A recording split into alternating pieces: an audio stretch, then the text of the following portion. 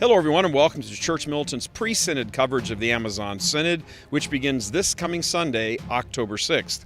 We're bringing you these series of reports to help you better understand the stakes at play here. There are whispers and quiet chatter all over Rome just days before the controversial Synod kicks off that the conclave which elected Pope Francis might have been invalid. A very close second to the talk of an invalid conclave is that Francis may have committed heresy. Some of the things that Pope Francis says, as well as what he does and the people he appoints, are triggering near panic with some people, and at the very least, great concern with many others. For example, earlier this week, Pope Francis named Bishop Mario Grech Pro-General Secretary of Synod of Bishops to replace Cardinal Lorenzo Baldisseri, the actual General Secretary when Baldisseri retires. Grech has been the Bishop of Gozo, Malta since 2005. He'll be leaving that post and heading here to Rome as stated by the Gozo Curia. Here's the concern: that another anti-tradition, pro-gay cleric is assuming an important power here at the Vatican. In early 2017, Grech, along with other bishops, announced they would strip any priest of his faculties for refusing Holy Communion to divorced and civilly remarried Catholics, the first directive of its kind in the history of the Church. In 2018, in an interview with Television Malta, Grech welcomed gay unions, quote, with satisfaction, arguing partners, quote, have the right not to be judged, closed quote. But there's more. U.S. Secretary of State Mike Pompeo, who back home is telling anti-Trump Democrats to take a hike, was here in Rome this week at a Vatican symposium on religious freedom around the world.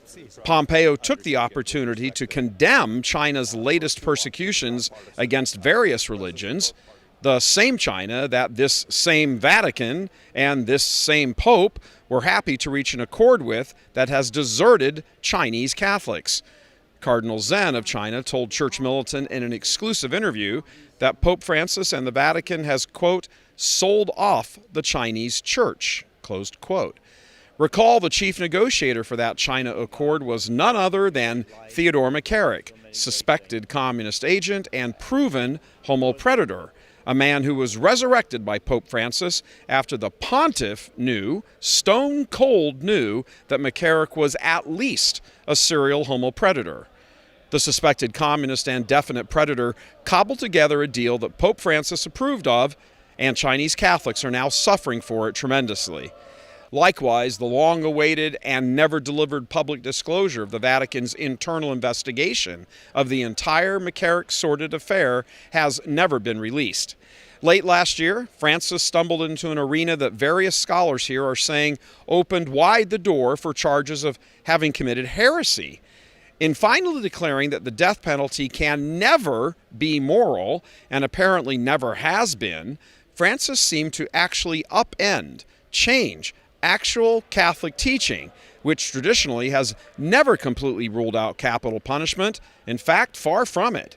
Nonetheless, Francis ordered the catechism be changed to reflect that never-before presented teaching. Additionally, during this pontificate, the Pope has come out and said that God creates people gay. He met with James Martin earlier this week, the leading proponent of all things homosexual in the Church, the same Martin who also maintains that God willfully, directly creates people as homosexual, apparently in the womb. All of these things and much more have started a lot of private conversations in and around Rome, as well as other parts of the Church, explicitly asking the question, is Francis really the true Pope?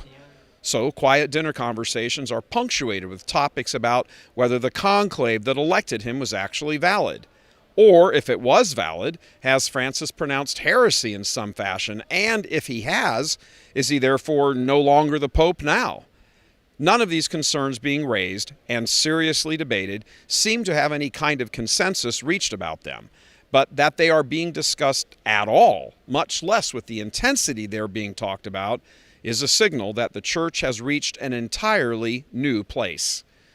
The opening of the Amazon Synod and the month-long goings-on here in Rome will surely only serve to heighten these types of concerns and speculation. When Pope Francis talks about schism, the observant Catholic will understand that that is more than just a word, and it hasn't just come out of nowhere. Reporting to you from Rome with our pre-Synod report, this is Michael Voris for Church Militant. God love you.